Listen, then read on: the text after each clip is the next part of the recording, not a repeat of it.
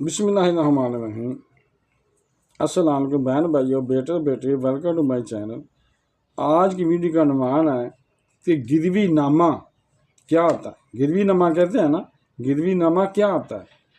जैसे हम किसी भी सौदे या डील के मतलब कोई मुआहदा करते हैं और इसे तहरीरी शक्ल में लाते हैं तो इसे हम अकरारनामा या बैनामा कहते हैं और इंग्लिश में इसे एग्रीमेंट कहते हैं।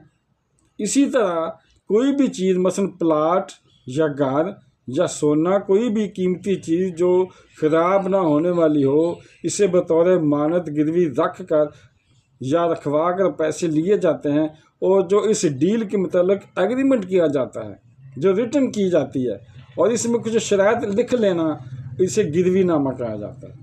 बहन भाइयों, आपके समझ अच्छी तरह आ गई होगी कि गिरवी नामा क्या आता है। और आपको वीडियो अच्छी लगी है तो इसे सदका जा रहे समझ कर आगे शेयर कर दें।